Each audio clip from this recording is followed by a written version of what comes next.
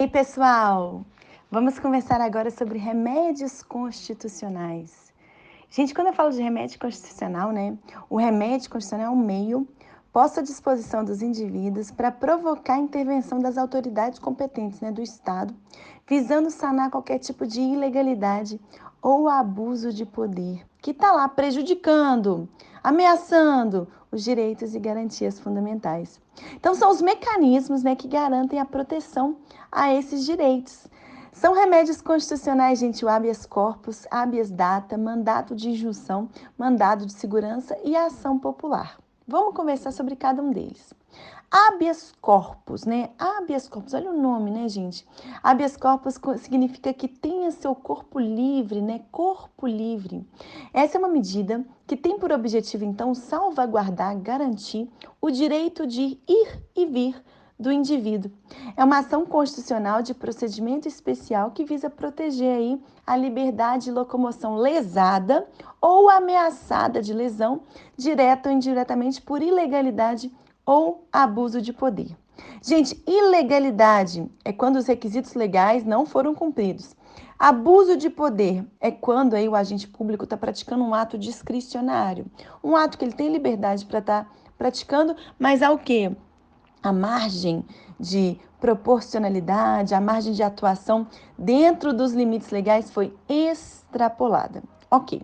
Essa ação, o habeas corpus, demanda de existência de prova pré-constituída, ou seja, você tem que demonstrar de plano que está sofrendo uma privação de liberdade ou está sofrendo uma ameaça, da sua privação, da sua liberdade ser privada ali, de você ter esse direito restringido.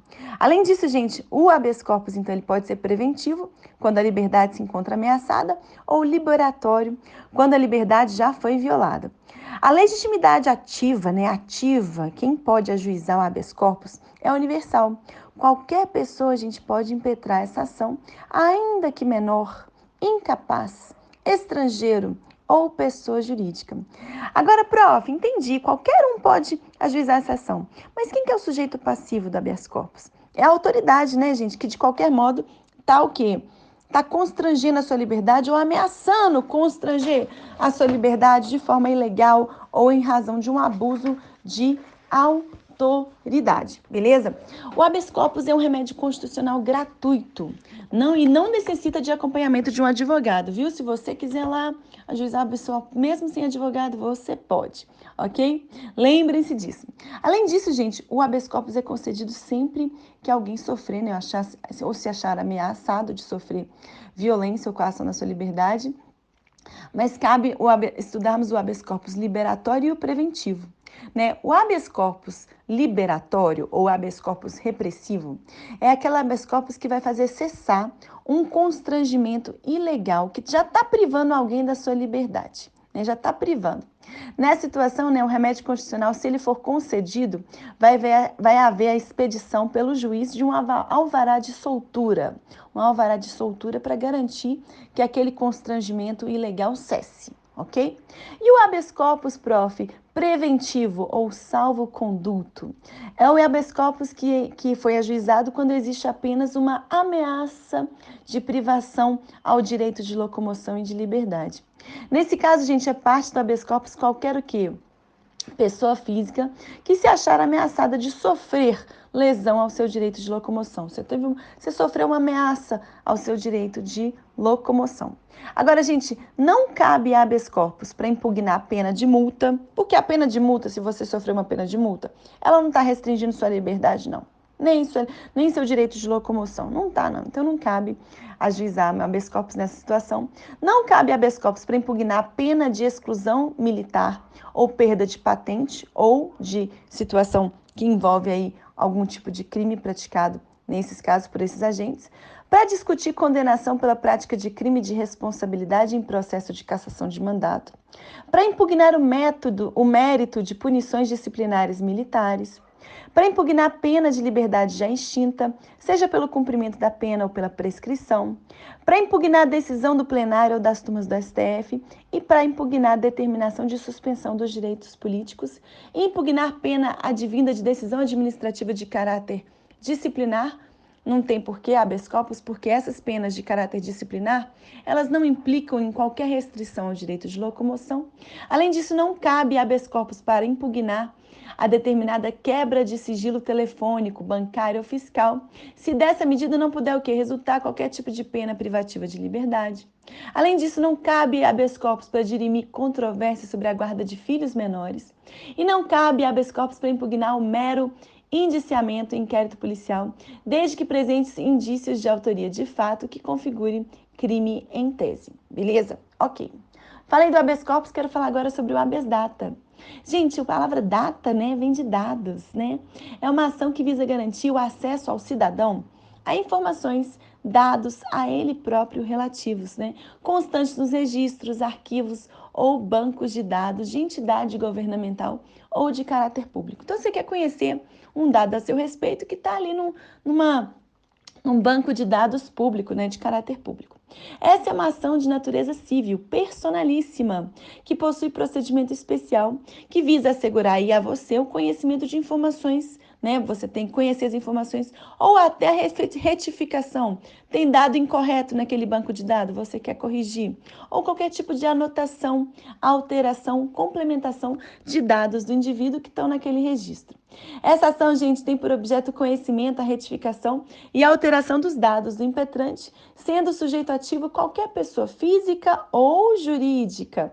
E o sujeito passivo, prof? Aí, gente, o sujeito passivo vai ser o banco de dados das entidades governamentais, né? Aquela entidade governamental que tem um banco de dados ali, que tem informações ao seu respeito, ou banco de dados privados de caráter público. Lembrando, gente, que o ajuizamento do habeas data depende de requerimento administrativo prévio por escrito, sob pena de ausência do interesse de agir. Então, você tem que ter o quê? Requerido administrativamente ter acesso àquela informação. Você tem que ter demonstrado, olha, eu solicitei administrativamente o acesso a essa informação e me foi negado.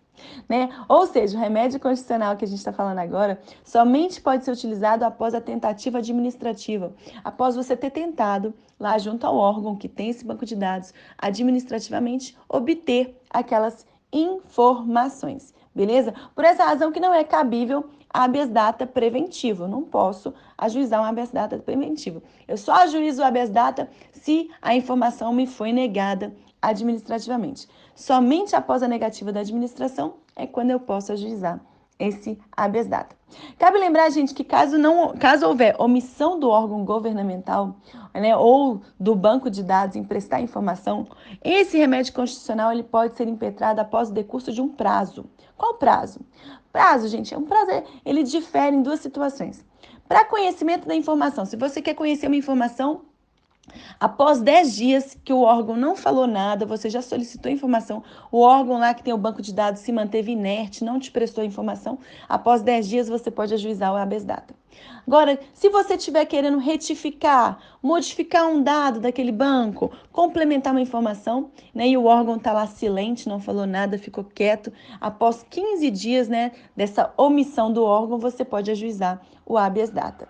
Agora, gente, o habeas data, assim como o mandato de segurança, não prevê fase probatória. É também uma ação gratuita, entretanto, eu tenho que lembrar vocês que é necessário o acompanhamento por advogado e não exige-se qualquer tipo de motivação, né? Você não é obrigado a comprovar o interesse, né, ou o que você vai fazer com aquela informação. Se aquela informação diz respeito a você, você tem direito àquela informação, até acesso àquilo ali, você não precisa motivar. Então, pessoal, para a gente entender aí, em suma, o habeas data é um remédio constitucional de natureza civil, submetido ao rito sumário, que se destina a garantir em favor da pessoa interessada o exercício da pretensão jurídica, né, para ter acesso aos seus registros relativos a você, a pessoa que está impetrando aquele habeas data, direito à retificação, se você quiser alterar alguma coisa desses registros, e direito de complementação dos registros, beleza? Ok. Próximo aí, remédio constitucional, é o mandato de segurança. Gente, mandato de segurança é um instrumento que vai garantir o quê? Direito líquido, certo, individual ou coletivo, que esteja sendo violado ou ameaçado por um ato de autoridade eivado de ilegalidade ou abuso de poder. Essa é uma ação constitucional também de natureza civil que possui um procedimento especial, visando garantir aí o direito líquido e certo, lesado ou ameaçado de lesão, em decorrência de um ato de uma autoridade pública ou de um agente delegado. Gente, o mandado de segurança ele pode ser preventivo ou repressivo. Preventivo, gente, é aquele que é ajuizado com a finalidade de evitar que uma ilegalidade ocorra, com o fim de garantir o direito.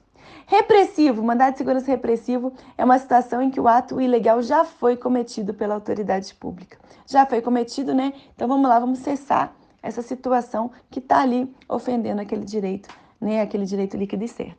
Gente, o direito a ser assegurado no mandado de segurança não pode ser amparado por habeas corpus ou habeas data. Ou seja, eu não posso estar falando de direito de liberdade de locomoção, porque senão eu tenho que utilizar a ação correta, que é o habeas corpus. E eu não posso ficar falando também de situações que eu quero ter acesso a dados, informações, porque senão eu teria que ajuizar o habeas data. Nesse caso, o mandado de segurança trata-se de direito líquido e certo, né? Ou seja, aquele direito expresso em lei e que deve ser demonstrado de plano, sem a necessidade de dilação probatória. As provas da existência, né, desse direito devem acompanhar o pedido ao juiz sob pena de indeferimento. Ok. Prof, quem é o sujeito ativo, né, o impetrante no mandado de segurança?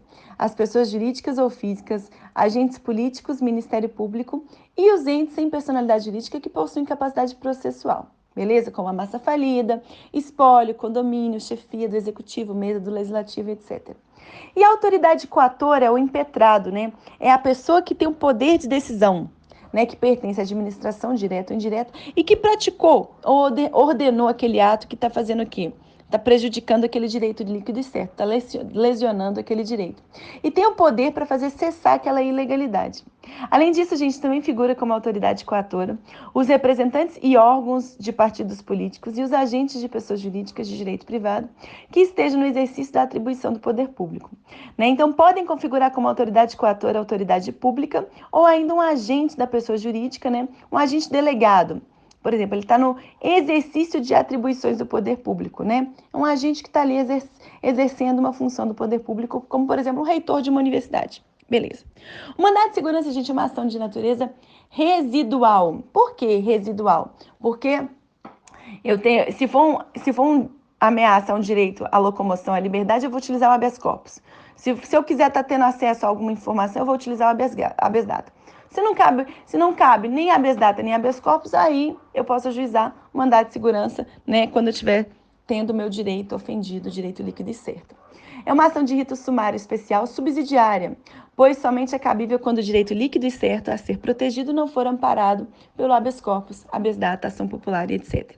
Além disso, gente, conforme o artigo 7º da Lei 2016 de 2009, é cabível o pedido de liminar na ação de mandado de segurança, né? Contudo, né, gente, nos termos dessa lei não cabe a concessão de liminar em alguns casos. Quando eu estiver falando de mandado de segurança que está relacionado e que está definindo situações, solucionando uma situação que envolve a compensação de crédito tributário, entrega de mercadoria ou bens provenientes do exterior, reclassificação ou equiparação de serviços públicos e a concessão de aumento ou extensão de vantagem ou pagamento de qualquer natureza. Esse mandado de segurança, gente, deve ser impetrado no prazo decadencial de 120 dias contados da ciência do ato impugnado, não se interrompendo por pedido de reconsideração na via administrativa. Ou seja, gente, você teve seu direito ofendido, você tem o prazo decadencial de 120 dias para impetrar o mandato de segurança. Além disso, no mandato de segurança não há condenação de honorários advocatícios e caso a decisão conceder a segurança, o duplo grau de jurisdição será obrigatório. Se a decisão do juiz conceder a segurança, né, vai haver o quê? Uma revisão daquela decisão no duplo grau de jurisdição, vai ser obrigatória. Aquele mandado de segurança vai subir para a próxima instância do Poder Judiciário. Ok. Quem tem competência para julgar o mandado de segurança? Gente, a Constituição Federal estabelece as competências em decorrência da prerrogativa de função, da função daquele agente público, estabelecendo os órgãos judiciários competentes para processar e julgar a ação. Leia os artigos 102 da Constituição, 108, 109 da Constituição. Beleza. E a legitimidade, prof? Gente, tem legitimidade ativa para impetrar mandado de segurança? As pessoas físicas ou jurídicas, nacionais ou estrangeiras, domiciliadas ou não no Brasil, as universidades reconhecidas por lei, que embora sem personalidade jurídica possuem capacidade processual para defender os seus direitos, os órgãos públicos de grau superior na defesa das prerrogativas e suas atribuições, os agentes políticos, na defesa das suas atribuições e prerrogativas, o Ministério Público.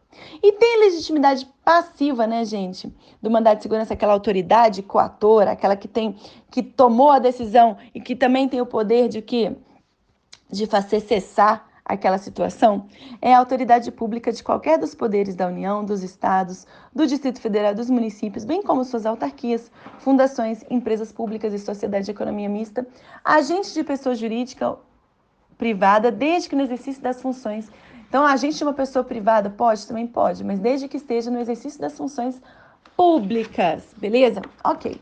Ao despachar inicial, gente, do mandado de segurança, o juiz vai ordenar a notificação da autoridade coatora, essa autoridade, né, que tomou aquela decisão que está ofendendo o direito líquido e certo, para que sejam prestadas as informações e dará ciência do feito ao órgão de representação judicial da pessoa jurídica interessada.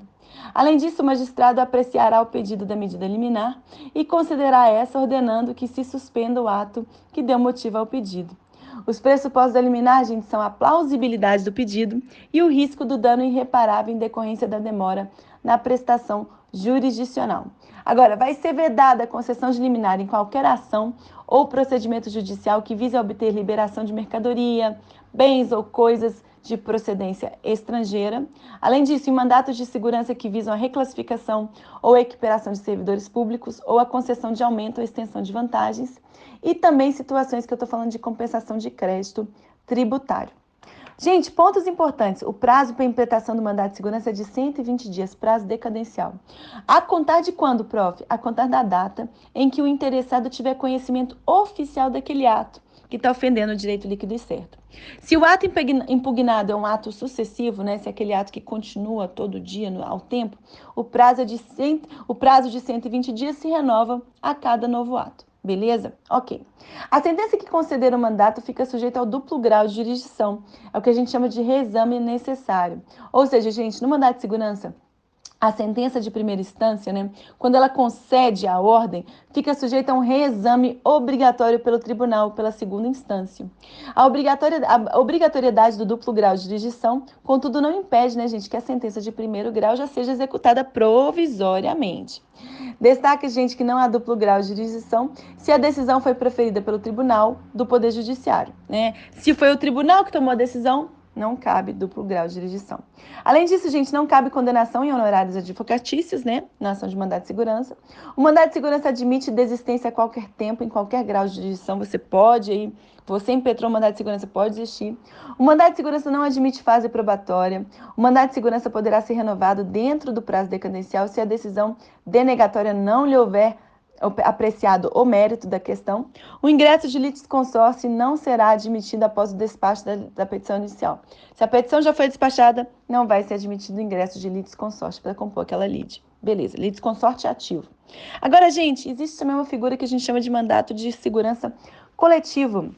Né? Como vocês sabem, o mandado de segurança é uma ação constitucional de natureza civil, com procedimento especial que visa a proteção de direitos coletivos ou individuais homogêneos contra abuso de poder ou ilegalidade. Né? Destaca, gente, que são adotados os mesmos requisitos do mandato de segurança individual. Né? Prazo de 120 dias é aplicado a esse remédio constitucional. A diferença entre mandato de segurança individual e mandato de segurança coletivo é que no mandato de segurança coletivo existe uma previsão constitucional expressa acerca do polo ativo dessa ação, gente. Ou seja, uma autorização para que uma pessoa vai ajuizar uma ação para fins de proteção de um direito alheio, né? Para fins de proteger aquela classe, né? Aquela classe ali que está querendo se proteger, aquele grupo de pessoas. Por isso que a gente fala que é mandado de segurança coletivo. São legitimados ativos, quem pode impetrar, né, o mandato de segurança coletivo. O partido político, com representação no Congresso Nacional, o partido político vai representar os seus representantes ali, os seus filiados, a organização sindical e entidade de classe, a associação legalmente constituída e em funcionamento há pelo menos um ano, pode ajuizar e impetrar o mandato de segurança. Gente, os direitos protegidos pelo mandato de segurança coletivo podem ser coletivos e transindividuais, de natureza indivisível, de que seja titular o grupo ou a categoria de pessoas. Aquela categoria de pessoas ali, né, elas estão buscando a defesa a um direito coletivo, transindividual, de natureza indivisível. E quem vai representar elas é o partido político, é a entidade de classe, correto? E também o mandato de segurança coletivo cabe quando eu estiver falando de um direito individual homogêneo, né? Aqueles que o quê? Decorrentes de uma origem comum, todas aquelas pessoas daquela carreira do Estado têm direito à promoção, à progressão, mas cada uma vai promover e vai progredir em conformidade com os pontos que ele conseguiu. Cada um, então, tem um direito que individual homogêneo, individual. Cada um tem ali a sua prerrogativa homogênea porque todas as situações, todas aquelas pessoas estão na mesma situação. Beleza. Prof, qual que é a diferença entre mandato de segurança coletivo e ação popular? Gente, mandato de segurança coletivo visa defender um direito subjetivo, líquido e certo, que, embora ele seja tutelado coletivamente, é de titularidade definida. Beleza. A ação popular, por sua vez, ela vai anular um ato administrativo que está lesionando o patrimônio público, a moralidade administrativa, o meio ambiente ou patrimônio histórico e cultural, independentemente de o ato impugnado ocasionar lesão direta a quem quer que seja. A quem quer que seja. Beleza? Lembrem-se disso, essa diferenciação. Temos também, gente, que conversar sobre o mandato de injunção. Mandato de injunção é um remédio constitucional para fins de regulamentar uma norma constitucional. Quando o Poder Legislativo, os poderes competentes, não regulamentaram aquela norma constitucional, para fins de assegurar o exercício de direitos e liberdades constitucionais e prerrogativas inerentes à nacionalidade, soberania e à cidadania. Gente, o pedido no mandato de injunção é feito para garantir o direito do indivíduo prejudicado, que está prejudicado em razão de uma falta de uma norma. Não foi o que é editado uma norma regulamentando um dispositivo constitucional que está falando de um direito que aquela pessoa possui. E aí, como é que ela vai exercer o direito se ela não foi, se aquela norma constitucional não foi regulamentada? É mais ou menos por aí. O mandato de injunção, gente, é ação cabível, então, sempre que há uma falta de uma norma regulamentadora, né? E essa falta inviabiliza o exercício de um direito ou liberdade constitucional. Né? É um remédio que visa solucionar uma omissão, né? Existe uma falta, uma omissão, né? O Poder Legislativo não editou uma lei que regulamente aquele dispositivo constitucional. E essa omissão ela pode ser parcial ou total. Além disso, gente, destaca-se que o ato normativo faltante pode ser proveniente tanto de um órgão da administração quanto do próprio legislador, beleza? Porque a gente sabe que a administração pública também edita atos normativos para regulamentar algumas situações. Gente, o mandato de injunção, quando ele é individual, tem por sujeito ativo a pessoa física ou jurídica titular do direito, que ela quer exercer aquele direito, que é um direito constitucional. Entretanto, aquela norma constitucional que prevê aquele direito não foi regulamentada, ela não consegue exercer aquele direito. Mais ou menos por aí. E o mandato coletivo, por sua vez, pode ser impertado por partido político com representação no Congresso Nacional, Ministério Público, Defensoria Pública e organização sindical, entidade de classe ou associação. Lembrem-se disso. Gente, o atual texto constitucional, reconhece, portanto, que o desrespeito à Constituição tanto pode ocorrer mediante a ação estatal, quanto mediante a omissão, a inércia do governo, O Estado nesse caso, não regulamentou uma norma constitucional, o que inviabiliza o exercício de um direito que está previsto.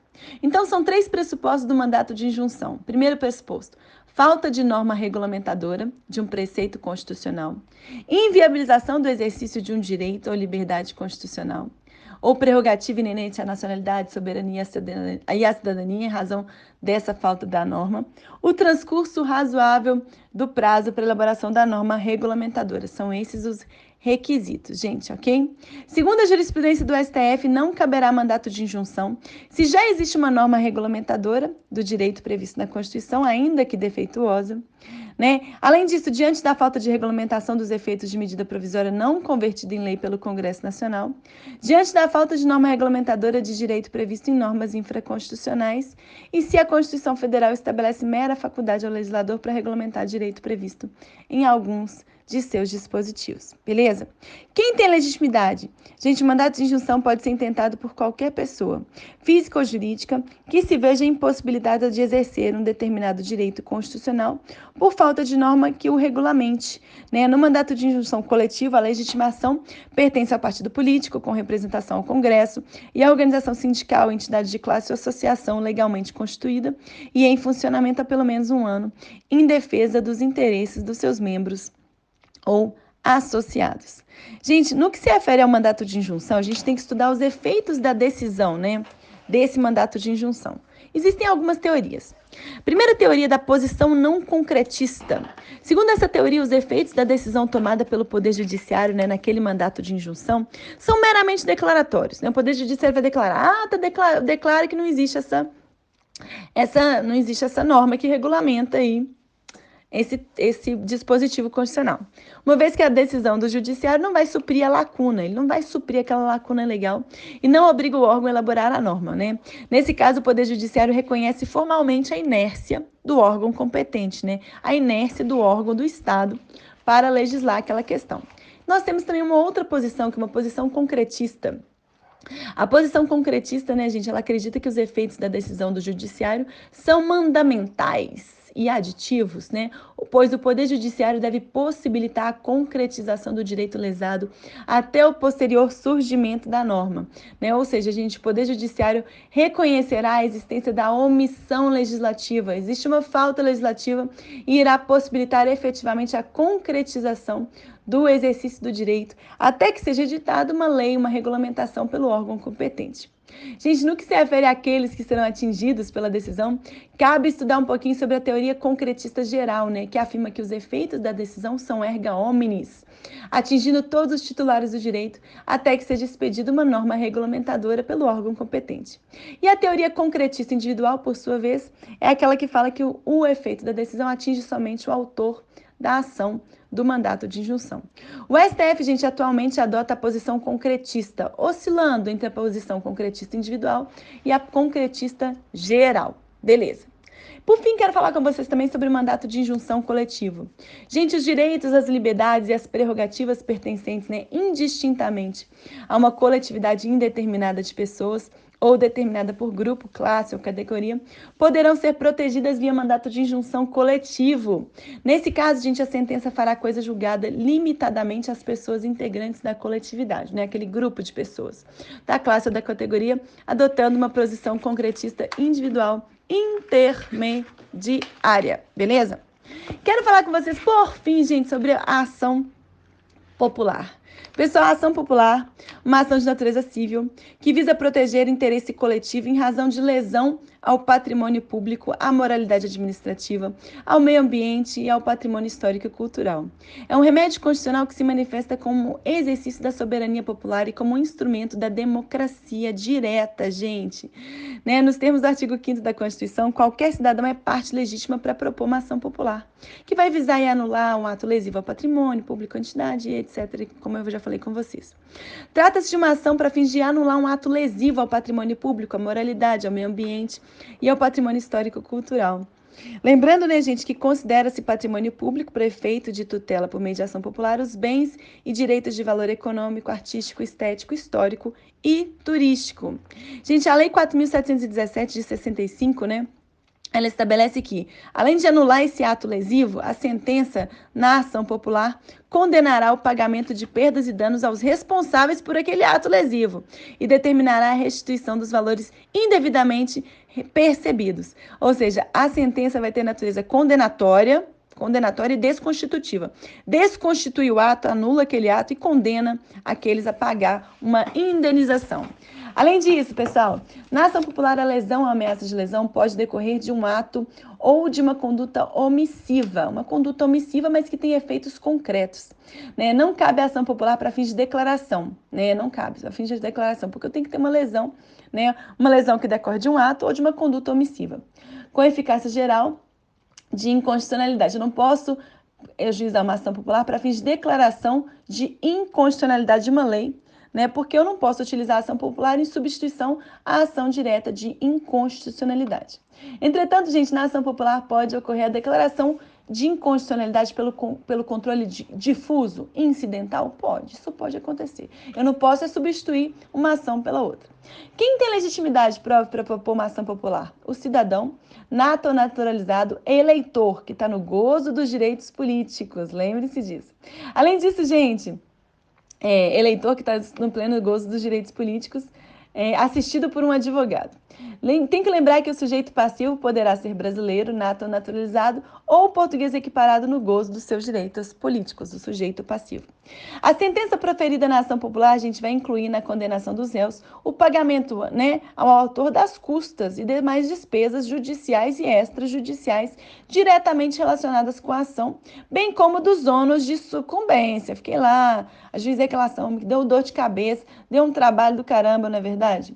Ok. Pontos importantes, gente. Os brasileiros com direitos suspensos ou perdidos não podem propor ação popular. É importante destacar que as pessoas jurídicas não possuem legitimidade para propor ação popular, somente o cidadão nato naturalizado eleitor. E é facultado a qualquer cidadão habilitar-se como litisconsórcio assistente do autor na ação popular, numa outra ação popular. O prazo de prescrição da ação popular é de 5 anos. O prazo de contestação na ação popular é de apenas 20 dias, prorrogáveis por mais 20. O Ministério Público não propõe a ação popular, mas acompanha a ação popular. Cabe lembrar, né, gente, que em sede de ação popular cabe concessão de liminar, podendo ser impugnado ato administrativo, né, e lei de efeito concreto que está ali praticando, que está ali ocasionando essa lesão que a gente está visando aí desconstituir esse ato, né? Por fim, a ação civil pública. Gente, a ação civil pública, ela visa a proteção do patrimônio público e social, do meio ambiente e de outros interesses difusos e coletivos. Né? Desse modo, gente, qualquer interesse difuso ou coletivo pode ser tutelado por uma ação civil pública, independentemente de estar discriminado na Lei 7.347 de 85. Entretanto, cabe ajuizamento de ação civil pública para tutela de interesses individuais homogêneos e interesses sociais relevantes. Essa ação, gente, poderá ser preventiva ou repressiva e o objeto do pedido poderá ser a condenação em dinheiro ou cumprimento da obrigação de fazer ou não fazer. Diferença entre ação civil pública e ação popular. Gente, ação civil pública e ação popular. Na ação popular, a legitimidade ativa é do cidadão, como eu falei com vocês, né? Cidadão. E na ação civil pública, por sua vez, a legitimidade é atribuída ao Ministério Público, à Defensoria Pública, aos entes federados e às entidades da administração pública indireta e às associações. Na ação popular, o pedido principal é a anulação do ato, né, que lesiona ou ameaça de lesão aos bens jurídicos tutelados. Na ação civil pública, por sua vez, o pedido refere-se ao cumprimento de obrigação de fazer, ou obrigação de não fazer, ou condenação em dinheiro. Além disso, gente, cabe asseverar que tem sido aceito pelos tribunais, inclusive pelo STF, o uso da ação civil pública com a finalidade de anulação de atos jurídicos, né, público ou privado, em conformidade com a legislação. Além disso, na ação popular, a sentença tem como principal, né, objeto a anulação daquele ato. E, subsidiariamente, a sentença vai ser condenatória em perdas e danos, desde comprovada a culpa e o dano sofrido em razão do ato lesivo. Na ação civil pública, por sua vez, a sentença é preponderantemente condenatória e não terá, em regra, natureza desconstitutiva. Gente, esse foi o capítulo de remédios constitucionais. Falei com vocês todos os pontos mais importantes, mas está tudo detalhadinho aí no manual. Aproveitem!